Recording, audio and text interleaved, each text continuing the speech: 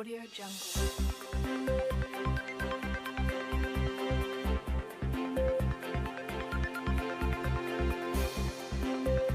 Audio Jungle.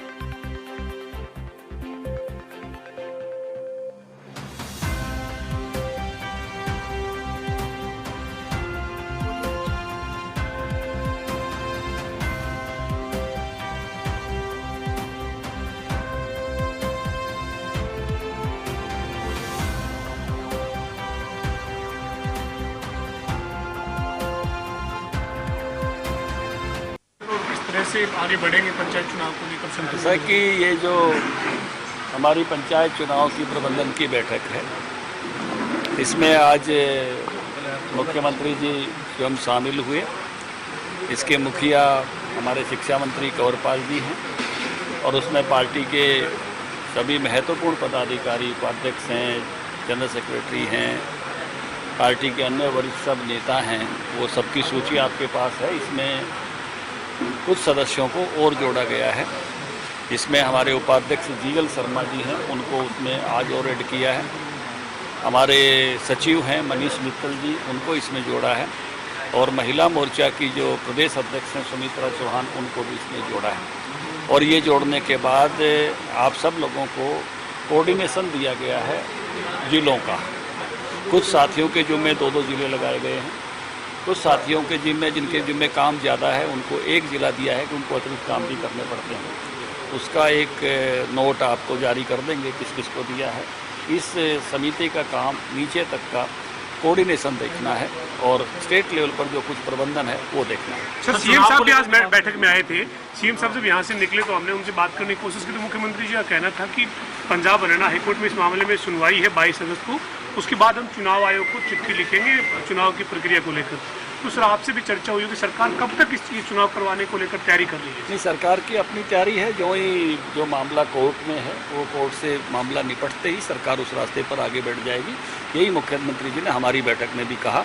और कल भी हमारी इसी प्रकार की एक मैराथन बैठक है, जो लगभग 45 के लगभग नगर पालिका परिषदों के चुनाव होने वाले हैं, उनके के लिए भी एक मूलचंद शर्मा जी के निवास पर उसकी भी एक प्रबंधन कमेटी बनी है, उसकी भी इसी प्रकार की बैठक होगी। सर, ये जो चुनाव पंचायत के होंगे उसमें पंचायत जिला परिषद पंचायत समिति के चुनाव एक साथ कराने को लेकर आप तैयारी कर रहे हैं। संगठन के नजरिए से आपका सुझाव क्या है? संगठन का नजरिया सारे चुनाव की एक साथ तैयारी का है। निर्णय सरकार को करना होता है और स्टेट के चुनाव आयोग को करना होता है कि चुनाव किस रूप में कराएगा। सिंबल पर लड़ने को लेकर क्या विचार है आपका? इस बात का फैसला हमारी इलेक्शन कमेटी करती है। चुनाव समिति जब चुनाव डिक्लेयर हो जाते हैं तो उसके बाद इलेक्शन कमेटी की मीटिंग होती है और इलेक्शन कमेटी इस पर निर्णय करती है। माहौल किसान आंदोलन का आपको लगता है ऐसी स्थिति में गांव के अंदर निकाय के या चुनाव होते हैं तो इसका कोई नुकसान खामियाजा? बहुत अच्छा माहौल है और लोग लोकतंत्र, भारत में बहुत परिपक्व लोकतंत्र है।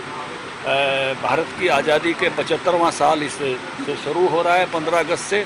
तो भारत का लोकतंत्र बहुत मैच्योर लोकतंत्र है और मैं कहूँगा कि पंचायत चुनाव में भी, नगर परिषदों के चुनाव में भी हर जगह वो बहुत मैच्योरिटी के साथ वोटिंग करता है। सर, तिरंगा यात्रा को लेकर आगे क्या कार्यक्रम रहेगा आपका? गाँव में घुसने नहीं दिया जा रहा बीजेपी के नेताओं को, इसलिए सरकार डर रही है, बीजेपी डर रही है चुनाव से। आप सबको मालूम है कि मामला कोर्ट में है। सरकार एक तरह से, मुख्यमंत्री जी ने अभी हमारी बैठक में कहा कि हम पूरी तरह से तैयार हैं। तिरंगा यात्रा बहुत सफलता के साथ उसके आयोजन हो रहे हैं। लोहारू में बहुत सफल आयोजन हुआ, बल्लभगढ़ के सफल आयोजन की सब चित्र मेरे पास पहुंचे हैं। आज पलवल के सफल आयोजन की सब जानकारी मिली है। इधर रतिया में बहुत सफल आयोजन हुआ है।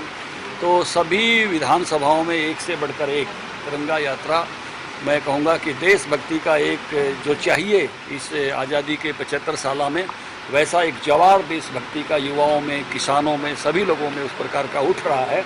और जब 90 की 90 विधानसभा कवर होंगी तो मुझे लगता है कि बहुत आप सबको भी लगेगा कि ये जो एक भाव जो उठना ही चाहिए 75 साल जब आज़ादी के हम सेलिब्रेट कर रहे हैं, तो पूरा हरियाणा उस भाव से सरोबार में भरा होगा। सर, एक इंटरनेशनल कॉल आ रही है सभी के पास, पत्रकारों के पास भी आई है। उसमें मुख्यमंत्री को झंडा न फहराने की बात जो है वो गुरपन पन्नू नाम का कोई व्यक्ति कहता नजर आ रहा है। मुझे लगता है कि जहाज एजेंसियाँ ऐसे सब लोगों को देखेंगी, सरकारें ऐसे सब लोगों से बड़े आराम से पहले भी निपटती रही है। धनकर जी, एक सवाल था, इससे हटा से पंजाब के जो राज्यपाल होते हैं वो प्रशासक होते हैं, लेकिन केंद्र सरकार की अब कुछ तैयारी इस प्रकार की है कि प्रशासक अलग से अपॉइंट किया जाए। हरियाणा की तरफ से आप क्या मांग रखते हैं, क्योंकि एक बार पहले भी हरियाणा के राज्यपाल को भी प्रशासक नियुक्त करने की मांग उठी थी। देखिए, निर्णय केंद्र सरकार को करना है और हरियाणा चंडीगढ़ पर हमेशा अपना हक मानकर चलता है और उस नाते से हम हमेशा चाहते हैं कि हरियाणा के जितने अधिकारी वहाँ रहते हैं उस प्रकार के अधिकारी उस अनुपात में हमेशा रहें और हरियाणा के जो बाकी भी जो चीज़ें चंडीगढ़ में हरियाणा के लिए फलीभूत होनी चाहिए वो सब हों। धन्यवाद सर। शुक्रिया सर।